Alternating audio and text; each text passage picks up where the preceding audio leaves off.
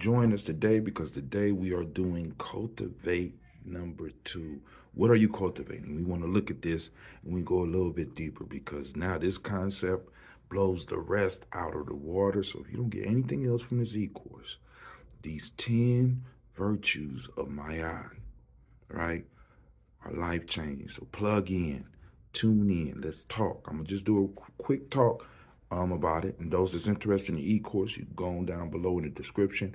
You can do the free G&J e-course. If you want to go to the main one, got to holler at me. Get on our email list. All right. Peace.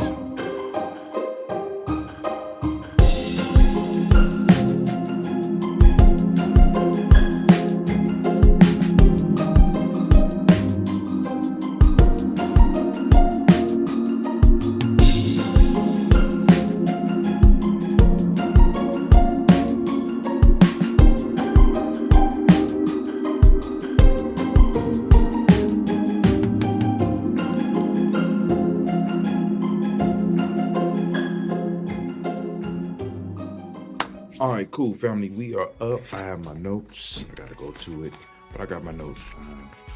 Here we go. Cultivate 2, right? And I'm going through Nguza Saba Challenge, hashtag Nguza Saba Challenge Self Mastery Journal. And so in this one, this is the last virtue of my art. I must cultivate the ability to distinguish between the real and unreal. Now, we're talking about cultivating the ability.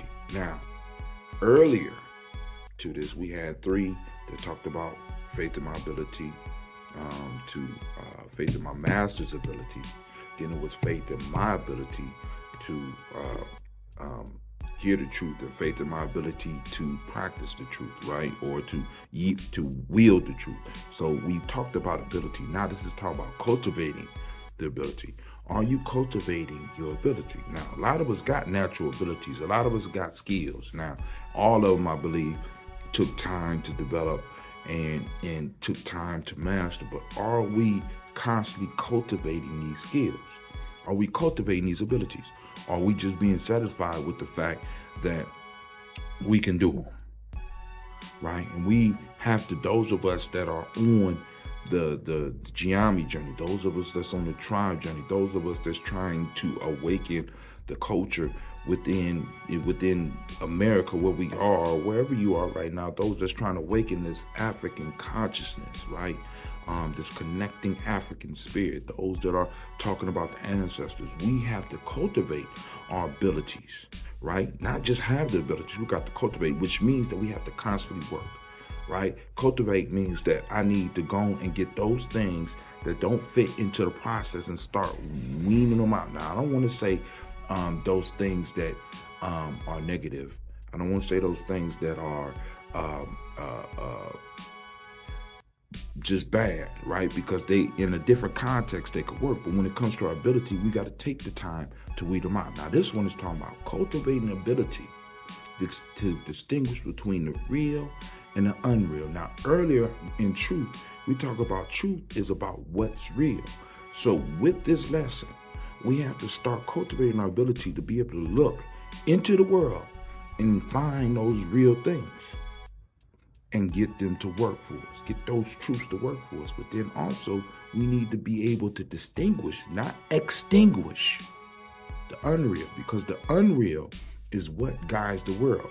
Now, when you come into knowing, you know that some things, although they are unreal, does not make them harmful, and they could be used, and you have to develop the ability to be able to use those things as well, because the rest of the world are using them.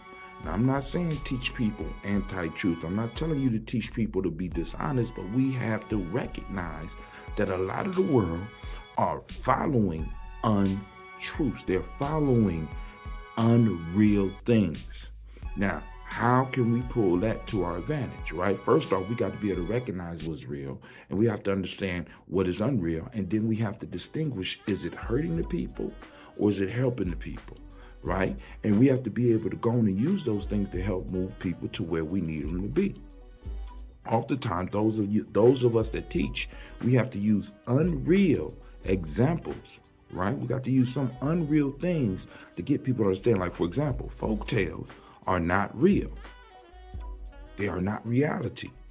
They are stories. They're unreal. How can I cultivate the ability to distinguish between the real and unreal, right? And use something unreal to help people recognize what's real. You understand? Because the unreal can help people recognize what's real.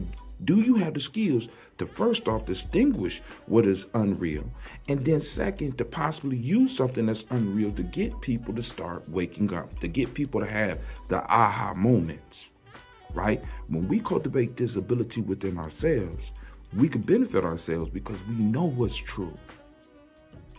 I have cultivated that ability. I can sense what's true. I can see what's true. I can hear what's true. I can intuit what's true, right? My spirit speaks within me and I can tell what's true. But I also understand the power of the unreal.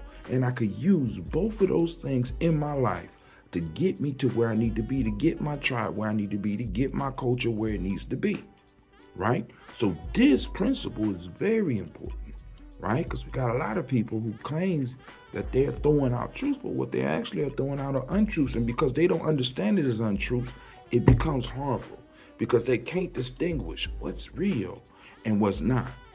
So they teach what they have as if it's real.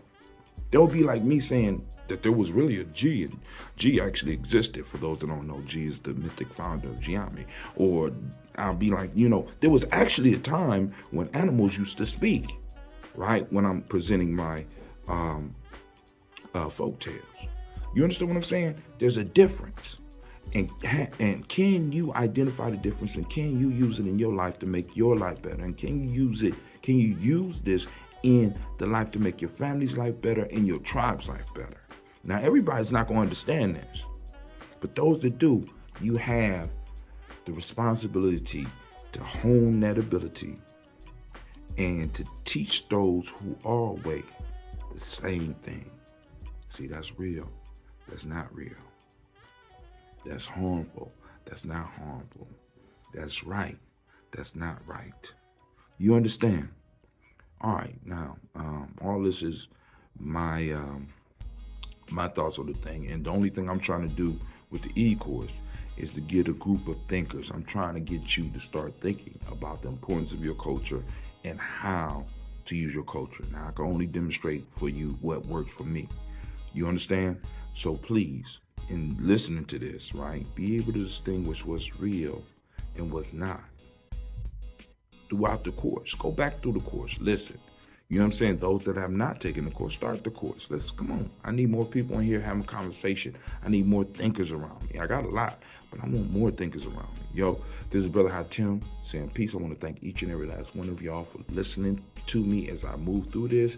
We got two more to do. We're going to finish it up, and then I'm going to start the course all over, right? But I'm also building part 2, and it's going to be amazing. And this is Brother Hatim, and I am out. Peace.